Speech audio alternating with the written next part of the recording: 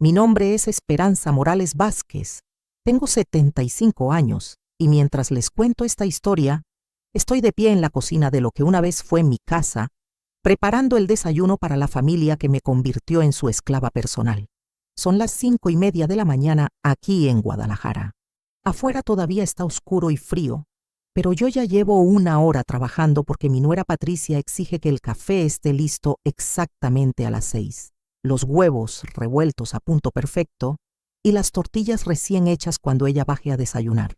Esta cocina antes era mi refugio. Durante 40 años preparé aquí las comidas para mi esposo Raúl y mis 3 hijos con amor y orgullo.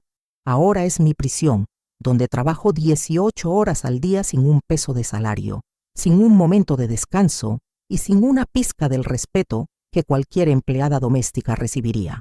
¿Cómo llegué a esta situación? Permítanme explicarles cómo una mujer que construyó una familia y un hogar terminó siendo tratada peor que un animal por sus propios hijos.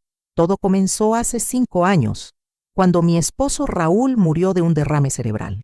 Raúl había manejado todos los negocios familiares durante décadas, las propiedades que rentábamos, la empresa de construcción, las inversiones. Yo nunca me involucré en esos asuntos porque él siempre me decía que mi trabajo era cuidar la casa y la familia. Después de su funeral, mis hijos Carlos, Jorge y Mariela se hicieron cargo de todo.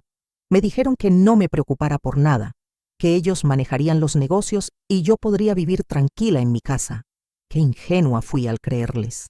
Carlos, mi hijo mayor, se mudó a la casa principal con Patricia, su esposa. Al principio me dijeron que era temporal, que querían acompañarme durante el duelo, pero poco a poco comenzaron a cambiar las reglas. Primero, Patricia decidió que yo debía cocinar para todos porque cocinar para 2 es lo mismo que cocinar para 4. Después determinó que yo debía limpiar toda la casa porque, de todas formas, no tienes nada más que hacer. Luego estableció que mi dormitorio principal era demasiado grande para una persona sola y me mudaron al cuartito de servicio en la parte trasera de la casa. Jorge y Mariela apoyaron cada decisión. Es lo mejor para mamá, decían. Así no se sentirá sola. En realidad, nunca me había sentido más sola en mi vida. Patricia controla cada aspecto de mi existencia. Me despierto a las 5 para preparar el desayuno. Limpio toda la casa de 200 metros cuadrados mientras ellos trabajan. Preparo el almuerzo, lavo la ropa, plancho, hago la comida de la tarde, lavo los platos y finalmente me permiten ir a mi cuartito a las 11 de la noche. No tengo acceso a mi propio dinero. Patricia maneja mis gastos y me da 20 pesos a la semana para mis necesidades personales. 20 pesos. Con eso no puedo comprar ni un jabón decente. No puedo invitar visitas. Las pocas amigas que me quedan no pueden venir porque Patricia dice que alteran la rutina de la casa. No puedo usar la sala principal porque es para las visitas importantes. No puedo usar el jardín porque Patricia hizo instalar plantas que no se pueden tocar. No puedo ver televisión porque interfiere con el horario de ejercicios de Patricia. Vivo como una empleada doméstica en la casa que yo ayudé a pagar, trabajando para la familia que yo crié, siendo tratada peor que una extraña.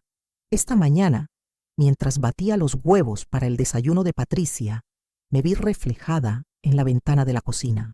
Una mujer de 75 años, encorvada, con las manos arrugadas por tanto lavar platos, con el pelo mal cortado porque no puedo permitirme ir al salón. Y me pregunté, ¿cómo permití que mi propia familia me robara mi dignidad? Pero esta mañana algo va a cambiar, porque hoy Patricia y Carlos van a tomar una decisión que va a despertar a la mujer que creían haber destruido para siempre. Esa mañana después del desayuno, mientras lavaba los platos en el fregadero, escuché una conversación que cambiaría mi vida para siempre. Patricia y Carlos estaban en el comedor, hablando en voz baja, pero no lo suficiente. Después de 5 años viviendo como fantasma en mi propia casa, había aprendido a volverme invisible, y la gente invisible escucha cosas que no debería escuchar. Ya no podemos seguir así, Carlos, decía Patricia con esa voz calculadora que yo conocía tan bien. Tu madre está empeorando. Ayer se olvidó de poner sal a la comida. Antier rompió uno de mis platos buenos. Mi corazón se aceleró. Sabía perfectamente que no había roto ningún plato. Patricia lo había roto ella misma durante uno de sus ataques de ira y había decidido culparme. No sé, amor, respondió Carlos. Es mi madre. Exactamente por eso tienes que tomar esta decisión. Antes de que empeore más. Dejé de lavar el plato que tenía en las manos y me acerqué más a la puerta del comedor, mi corazón latiendo tan fuerte que temí que me escucharan. Patricia, no puedo simplemente... Carlos Morales lo interrumpió con esa voz autoritaria que usaba cuando quería salirse con la suya. Tu madre tiene 75 años. Está perdiendo facultades. Ayer la encontré hablando sola en el jardín. Otra mentira. El día anterior había estado regando las plantas y cantando una canción que mi madre me enseñó cuando era niña. Pero Patricia había convertido eso en hablar sola como síntoma de demencia. El asilo San Rafael acepta a adultos mayores con problemas de memoria, continuó Patricia. Es muy barato, solo 3,000 pesos al mes. Imagínate todo el dinero que ahorraríamos en comida, servicios, medicinas. La sangre se me heló en las venas. El asilo San Rafael. Yo conocía ese lugar. Era un depósito de ancianos donde los dejaban abandonados hasta que morían. Las condiciones eran terribles, con pésima comida, atención médica deficiente y camas compartidas en cuartos sobrepoblados. No sé, Patricia. ¿Mis hermanos qué van a decir? Tus hermanos van a estar de acuerdo. Jorge ya me comentó que le preocupa el comportamiento errático de tu madre. Y Mariela siempre dice que sería mejor que estuviera con gente de su edad. Más mentiras. Jorge nunca había comentado nada sobre mi comportamiento. Y Mariela apenas me hablaba desde que se casó con ese marido que la convenció de que yo era una carga para la familia. Además, continuó Patricia, podríamos convertir su cuarto en mi oficina de yoga. Ya sabes que necesito un espacio especial para mis clases virtuales, mi cuartito de servicio, el único lugar en toda la casa que todavía podía llamar mío, y ella ya tenía planes para él. El lunes podemos ir a visitarlo, siguió Patricia. Si les gusta el lugar, podríamos trasladarla la próxima semana. ¿Tan rápido? Carlos, amor, entre más esperemos, más difícil va a ser. Tu madre se va a resistir, va a hacer drama, va a complicar todo. Es mejor hacerlo rápido, como arrancar una curita. Así describía deshacerse de la mujer que había dedicado su vida entera a criar al hombre con quien se había casado. Escuché las sillas moverse. Se estaban levantando. Regresé rápidamente al fregadero y continué lavando platos con manos temblorosas. Carlos entró a la cocina y me miró con una expresión extraña, como si me viera por primera vez en años. Mamá, me dijo con una voz falsa y demasiado alegre, Patricia y yo queremos llevarte a conocer un lugar muy bonito el lunes, un lugar donde podrías hacer amigas de tu edad. Levantaré la vista del fregadero y lo miré directamente a los ojos. ¿Un asilo, Carlos? Su cara se puso roja. No es un asilo, mamá. Es una residencia para adultos mayores, con actividades, jardines. ¿Y cuánto cuesta esta residencia tan bonita? Eso no te tiene que preocupar. Nosotros nos encargamos de todo. 3,000 pesos al mes. El precio que había escuchado. Una fracción de lo que gastaban en el mantenimiento del carro de Patricia. Esa noche, sola en mi cuartito, no pude dormir. Por primera vez en 5 años, la ira era más fuerte que la tristeza. No era solo que me quisieran mandar a un asilo barato. Era la forma calculadora, fría, mentirosa en que lo estaban planeando. Y entonces, en medio de mi rabia, recordé algo que no había pensado en décadas. El baúl de mi abuela Remedios. El viejo baúl de madera que había guardado en el desván desde que me mudé a esta casa hace 40 años. Mi abuela siempre me decía que dentro había cosas importantes, cosas que algún día yo necesitaría. Nunca había tenido el valor de revisarlo completamente después de su muerte. Pero mañana, mientras Patricia y Carlos salieran a buscar asilos baratos para deshacerse de mí, yo iba a subir a ese desván a buscar lo que mi abuela había guardado para mí, porque algo me decía que Remedios Vázquez no había criado a una nieta para que se dejara botar como basura a los 75 años. El lunes por la mañana, Patricia y Carlos salieron temprano a visitar el asilo San Rafael. Les preparé el desayuno como siempre. Les deseé buen día como la empleada obediente que esperaban que fuera. Y en cuanto escuché el carro alejarse por la calle, subí las escaleras hacia el desván. Hacía años que no subía ahí. La escalera de madera crujía bajo mis pies, y cuando empujé la puerta del desván, una nube de polvo me recibió junto con el olor a madera vieja y recuerdos guardados.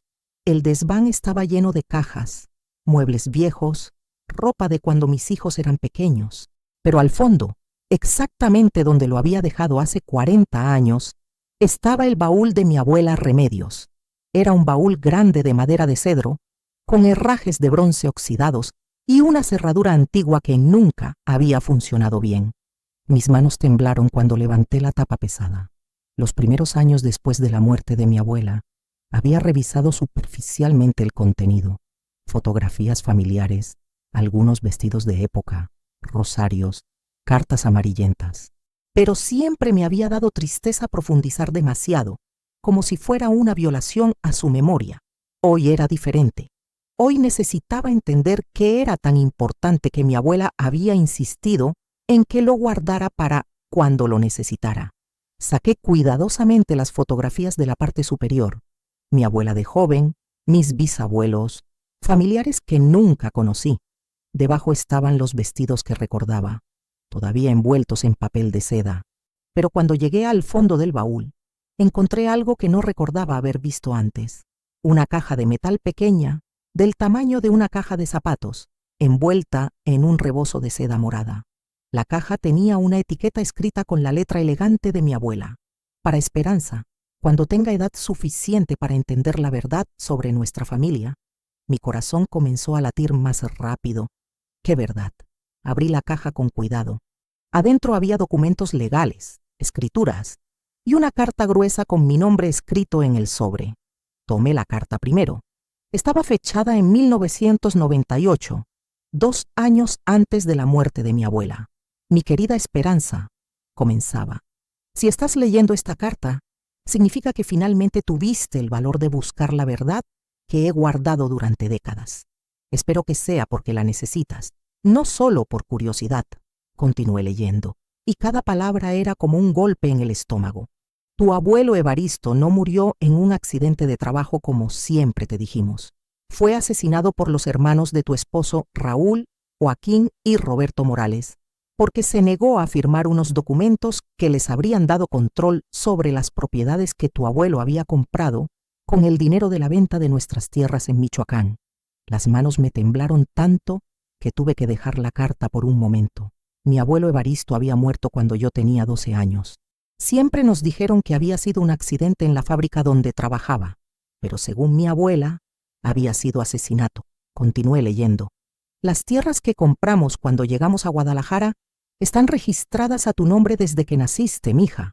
Tu abuelo hizo esto para protegerte en caso de que algo le pasara, pero los hermanos Morales falsificaron documentos después de su muerte y se apropiaron de todo. La casa donde vives, las propiedades que rentan, el negocio de construcción, todo eso es legalmente tuyo. Dejé caer la carta. Esto no podía ser verdad. Pero cuando revisé los documentos en la caja, ahí estaban las escrituras originales fechadas en 1952, con mi nombre: Esperanza Vázquez Morales, propietaria legal de 5 propiedades en Guadalajara, incluyendo la casa donde vivía. También había documentos bancarios mostrando depósitos sustanciales hechos a mi nombre durante décadas. Depósitos que nunca supe que existían, porque alguien había estado interceptando los estados de cuenta. Mi abuela había guardado copias de todo. La carta continuaba: sé que esto es mucho para procesar, mija, pero quiero que sepas que tu abuelo murió defendiendo tu herencia. Los Morales pensaron que con su muerte y con mantener estos documentos escondidos, podrían robarse lo que era tuyo para siempre. Si algún día necesitas pelear por lo que es tuyo, tienes las armas para hacerlo. No dejes que nadie te haga sentir que no vales nada, porque eres la heredera legítima de una familia trabajadora y honorable. Me quedé sentada en el piso del desván, rodeada de documentos que probaban que toda mi vida había sido una mentira. La casa donde me habían convertido en empleada era mía. El dinero con el que Patricia compraba sus ropa cara era mío. Las propiedades que rentaban y que habían hecho rica a la familia eran mías. Y mi esposo Raúl lo había sabido todo el tiempo. Por primera vez en 5 años, sonreí. Una sonrisa que no tenía nada que ver con ser obediente o complacer a nadie. Iba a recuperar lo que era mío, y mis hijos estaban a punto de descubrir que la mujer que planeaban botar como basura era, en realidad, la dueña de todo lo que ellos creían poseer. Me quedé en el desván hasta escuchar el carro de Patricia regresando por la tarde. Había pasado horas revisando cada documento, cada escritura, cada estado de cuenta bancario. La verdad era aún peor de lo que había imaginado. No solo me habían robado mis propiedades. Durante 50 años, la familia Morales había estado cobrando rentas, vendiendo terrenos y haciendo negocios con propiedades que legalmente me pertenecían. Los documentos mostraban transacciones por millones de pesos, y Raúl había estado al centro de todo. Encontré una carpeta con correspondencia entre Raúl y sus hermanos de los años 70 y 80. Cartas donde discutían cómo manejar el problema de las escrituras a nombre de Esperanza y cómo mantenerla alejada de los asuntos financieros. En una carta de 1975, Joaquín le escribía a Raúl: «Tu esposa no puede saber nunca sobre las propiedades originales. Mientras siga creyendo que somos nosotros los dueños y que depende de nosotros, nunca hará preguntas». En otra de 1982, Roberto sugería: «Deberíamos considerar hacer que Esperanza firme un poder notarial a tu nombre para mayor seguridad». Pero la carta que más me dolió fue una de Raúl a sus hermanos en 1989. Esperanza es totalmente confiada. Nunca cuestiona nada sobre dinero. Criamos bien a nuestros hijos para que no sepan nada tampoco. Cuando yo muera, ustedes pueden seguir manejando todo igual. 40 años de matrimonio. 40 años creyendo que mi esposo me amaba y me protegía. Y todo había sido una mentira elaborada para mantenerme ignorante de mi propia fortuna. Cuando bajé del desván, Patricia y Carlos ya habían regresado. Los escuché hablando en la sala sobre su visita al asilo. «Es perfecto, Carlos», decía Patricia con entusiasmo. «Básico pero limpio. Y tan barato que podríamos pagar años por adelantado. ¿Cuándo podríamos trasladarla? El director dice que este viernes hay disponible una cama. Podríamos llevarla el jueves por la noche, instalarla, y el viernes ya estaría totalmente instalada. 4 días. Me quedaban 4 días para actuar. Esa noche, después de servir la cena y lavar los platos, me encerré en mi cuartito con una libreta y comencé a hacer planes. Primero, necesitaba un abogado. Pero no cualquier abogado. Necesitaba a alguien especializado en fraudes familiares y disputas de propiedad. Alguien que no estuviera conectado con los círculos sociales donde los Morales tenían influencia. Segundo, necesitaba copiar todos los documentos del baúl de mi abuela. Si algo pasaba con los originales, necesitaba tener respaldos. Tercero, necesitaba una estrategia. No podía simplemente aparecer con los documentos y esperar que mi familia admitiera la verdad. Ellos iban a pelear, iban a negar todo, iban a tratar de convencer a todos de que yo estaba senil. Pero tenía una ventaja que ellos no sabían. Durante 5 años había sido invisible en mi propia casa. Había escuchado conversaciones, había visto documentos dejados sobre mesas, había observado el funcionamiento real del negocio familiar. Sabía dónde guardaba Carlos los documentos importantes. Sabía que Patricia tenía la costumbre de dejar facturas y estados de cuenta en el escritorio de su cuarto. Sabía que Jorge venía los miércoles por la noche a revisar las finanzas con Carlos. El miércoles sería perfecto. Mientras ellos estuvieran ocupados con sus reuniones de negocios, yo estaría ejecutando mi plan. Al día siguiente, mientras Patricia hacía su rutina matutina de yoga, salí de la casa por primera vez en meses. Les dije que iba a la farmacia por mis medicinas para la presión, algo que hacía ocasionalmente con supervisión. Pero en lugar de ir a la farmacia, caminé 6 cuadras hasta el centro de Guadalajara y entré al edificio donde estaban las oficinas de varios abogados. En el directorio del primer piso busqué lo que necesitaba. Lic. Carmen Salinas, especialista en Derecho de Familia y Disputas Patrimoniales. Subí al 5º piso, entré a la recepción y le dije a la secretaria: «Necesito una cita urgente con la licenciada Salinas. Es sobre un fraude familiar que ha durado 50 años». La secretaria me miró con curiosidad. Probablemente no era común que una mujer de 75 años apareciera hablando de fraudes familiares. ¿Puede darme una idea general del caso, señora?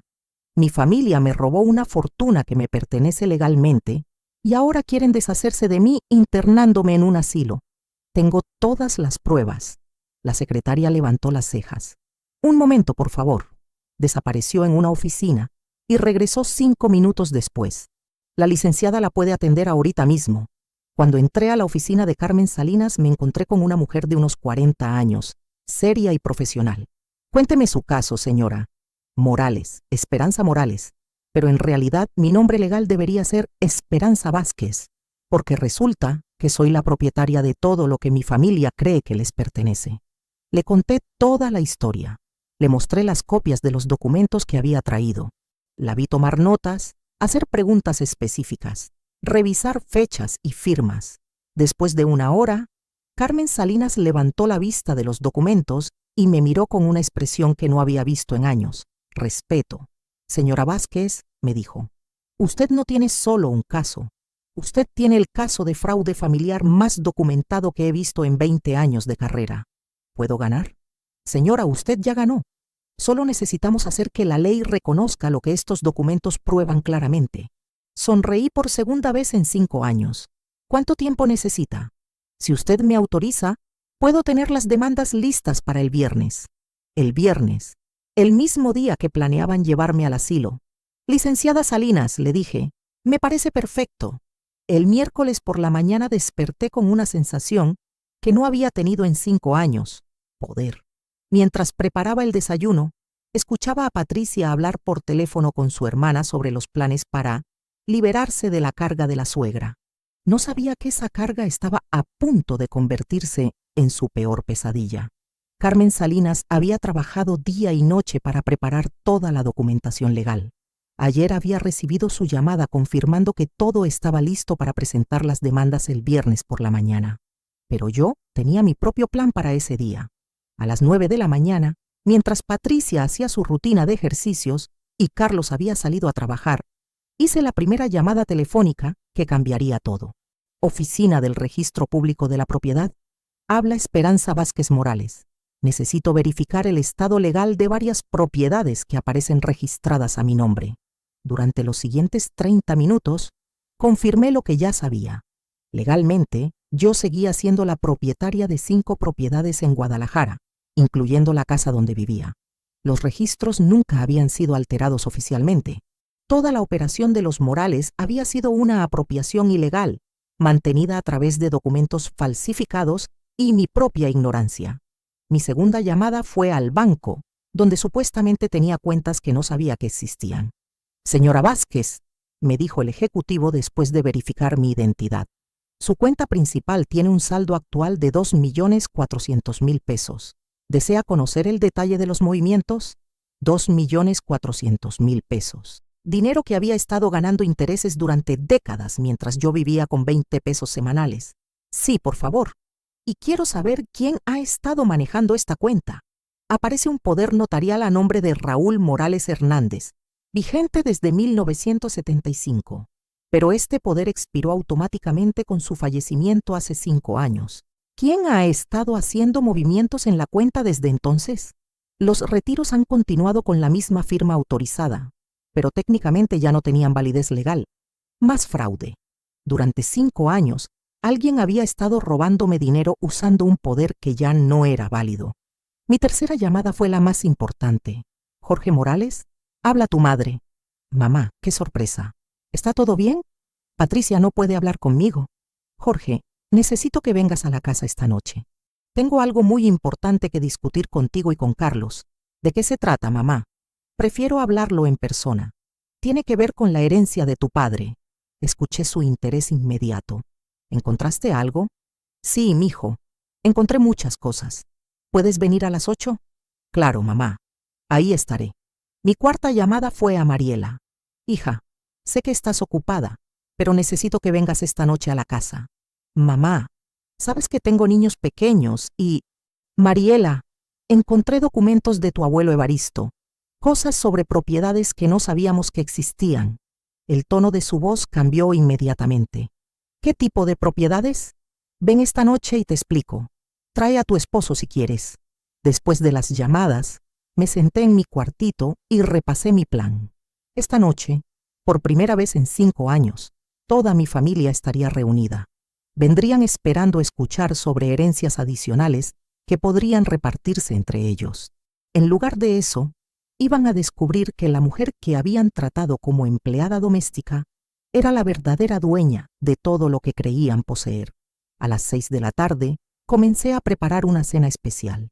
No porque fuera mi obligación, sino porque sería la última vez que cocinaría para esta familia como su sirvienta. Mañana todo sería diferente. Mientras cocinaba, Patricia entró a la cocina con una sonrisa falsa. Esperanza, ¿por qué invitaste a todos?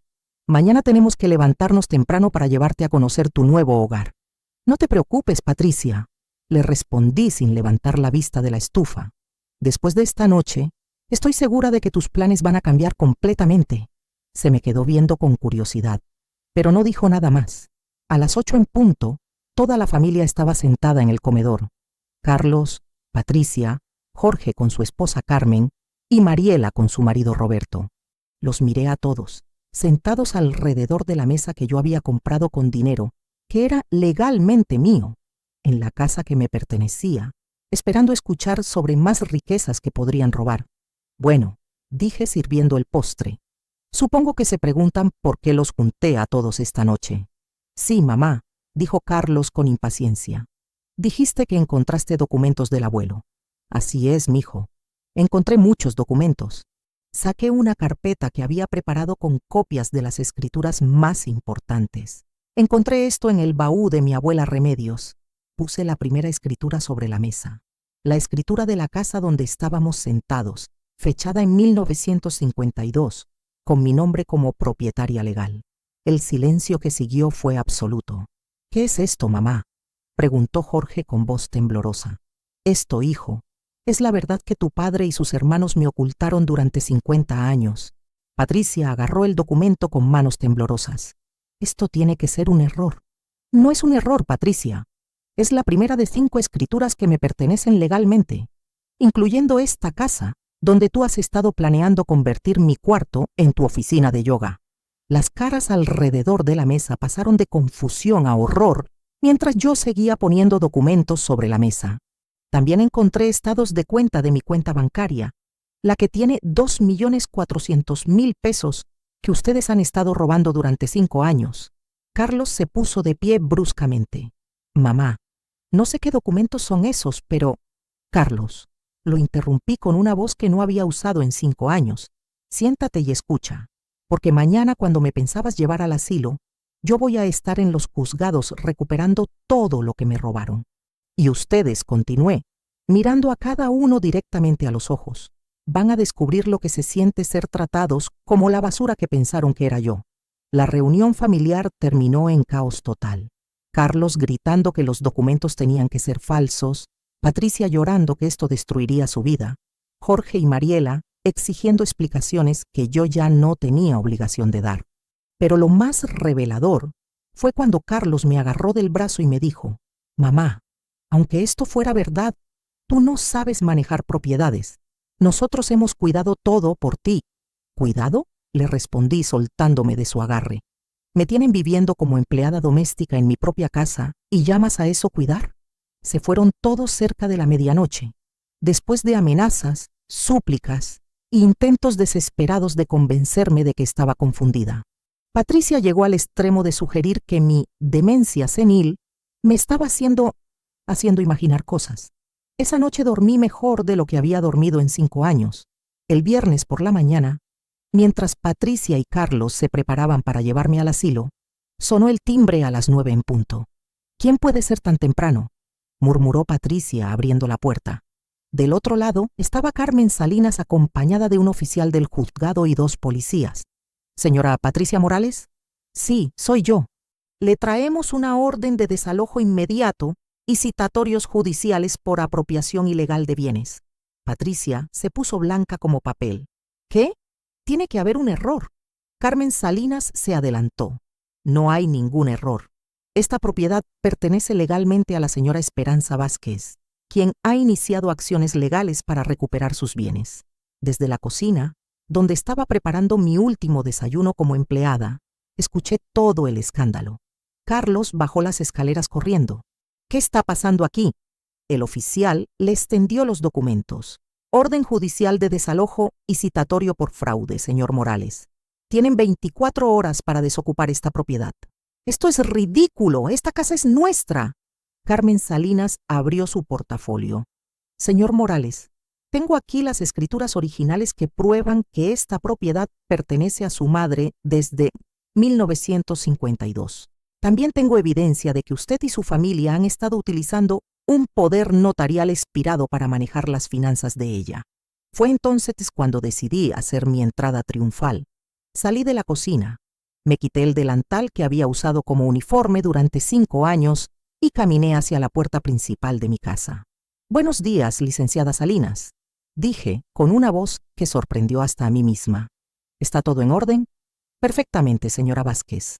Los documentos han sido presentados y las órdenes están siendo ejecutadas.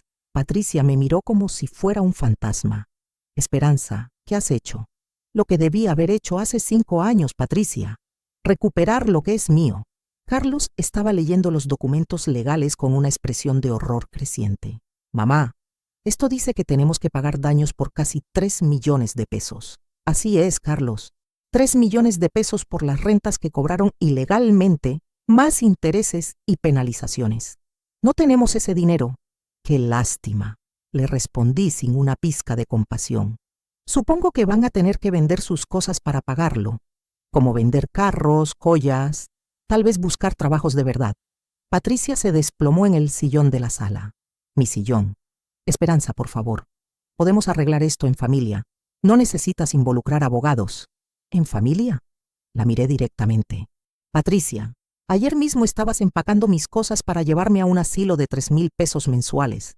¿Eso era arreglarlo en familia? Carmen Salinas consultó su reloj. Señora Vázquez, ¿quiere que procedamos con la segunda orden? ¿Qué segunda orden?, preguntó Carlos con pánico. La orden de congelamiento de sus cuentas bancarias, respondió Carmen, hasta que se determine qué dinero fue obtenido ilegalmente. No pueden hacer eso.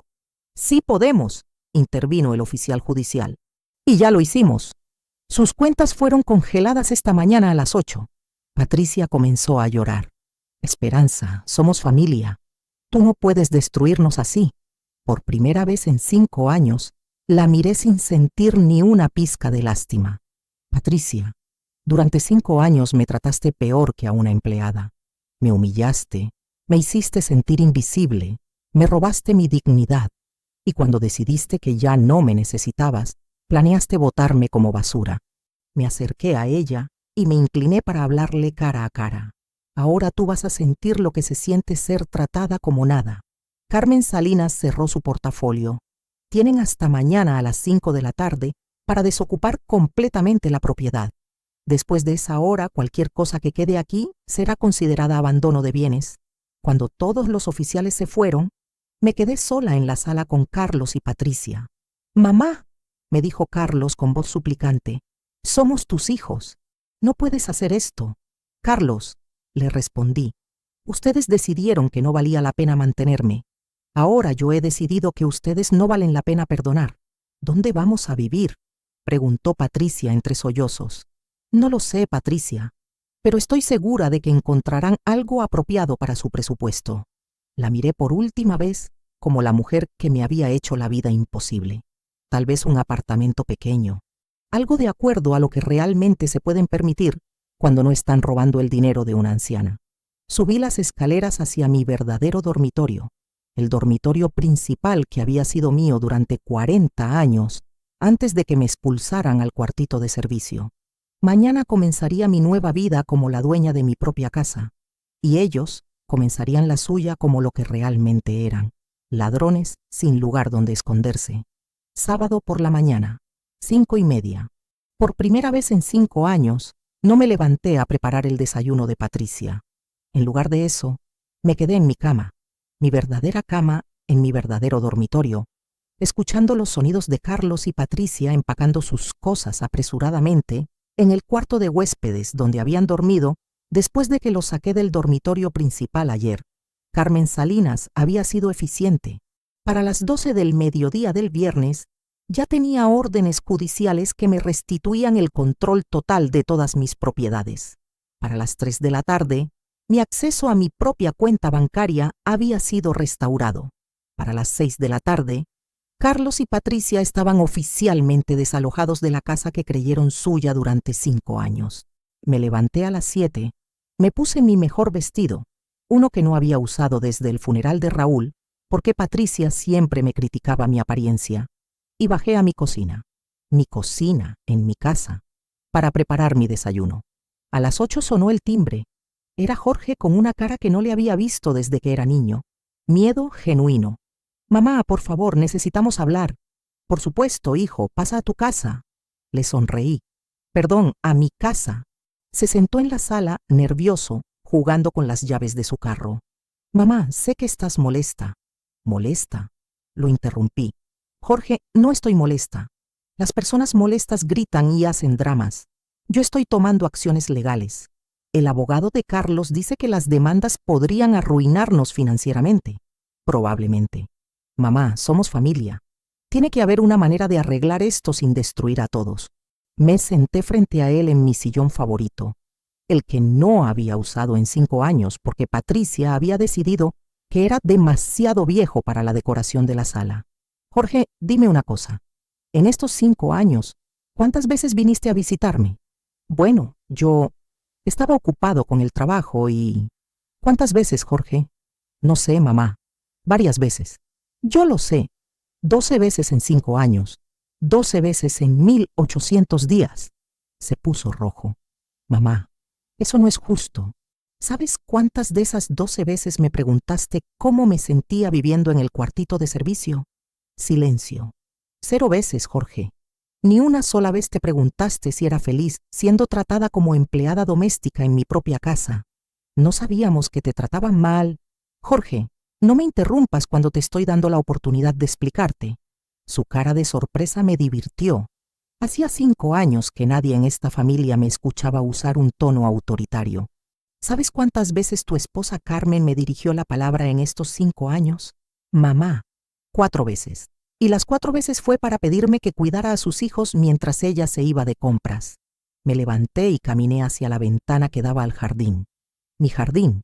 Jorge, ayer Carlos me dijo que ustedes habían cuidado el dinero y las propiedades por mí.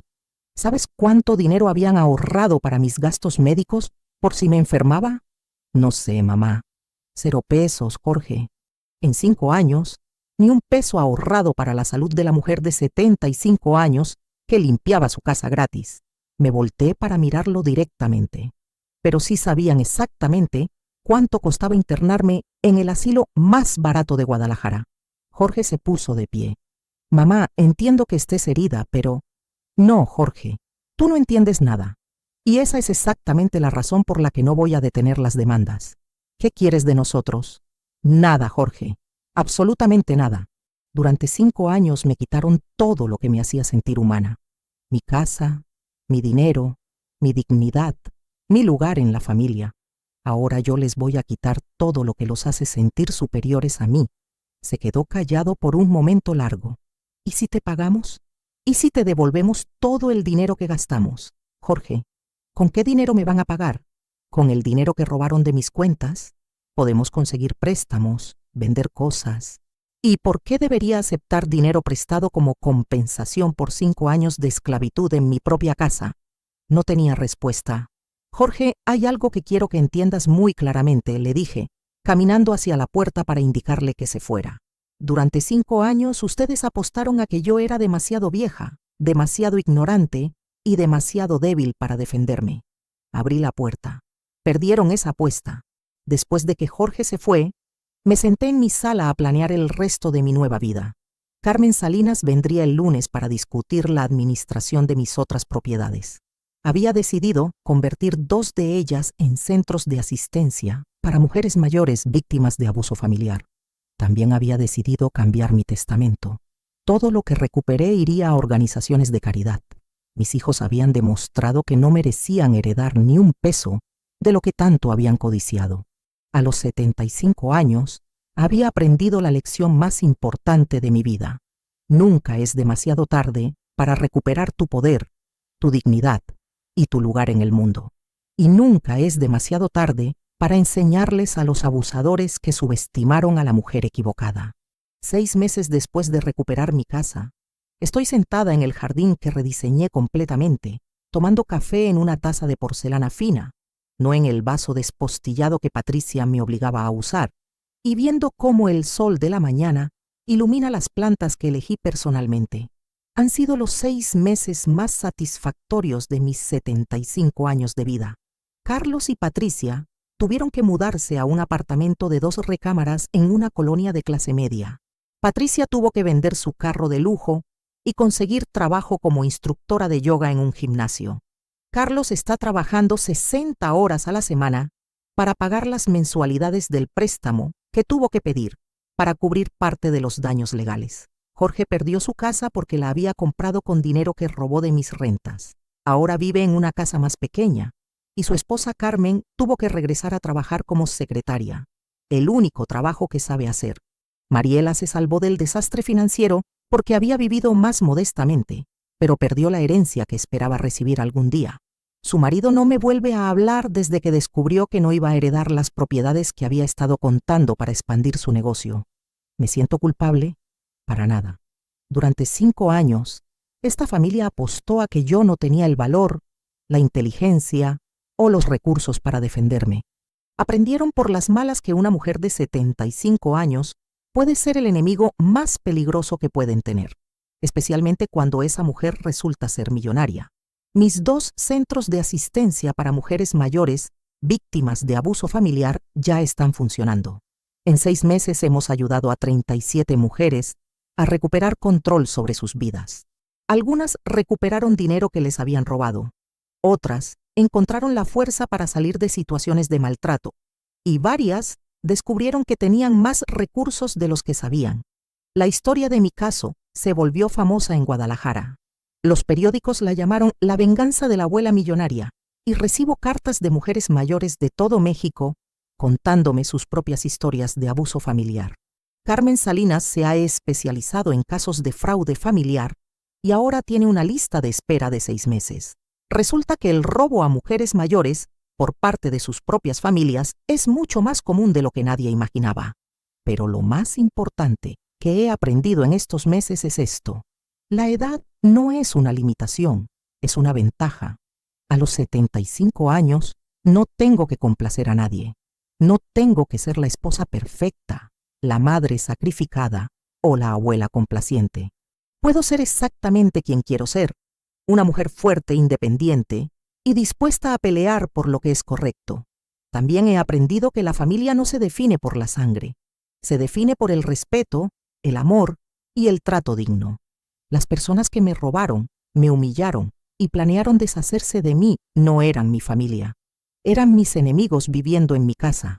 Mi verdadera familia ahora son las mujeres que trabajo ayudando, Carmen Salinas, que se convirtió en mi amiga, y las pocas personas que me tratan con la dignidad que merezco. Mis hijos intentan reconciliarse conmigo, por supuesto. Cada mes alguno de ellos llama o aparece en mi puerta con disculpas y promesas de cambio. Pero yo aprendí algo fundamental. Cuando alguien te demuestra quién es realmente, créeles la primera vez. Mis hijos me demostraron que eran capaces de robarme, humillarme y abandonarme cuando ya no me necesitaran. Esa es su verdadera naturaleza. Y ninguna crisis financiera va a cambiar eso. Si ustedes que me están escuchando son mujeres mayores que se sienten invisibles, devaluadas o abusadas por sus propias familias, quiero que sepan algo muy importante. Nunca es demasiado tarde para descubrir su valor. Nunca es demasiado tarde para exigir respeto. Nunca es demasiado tarde para pelear por sus derechos. Y nunca, nunca es demasiado tarde para la justicia.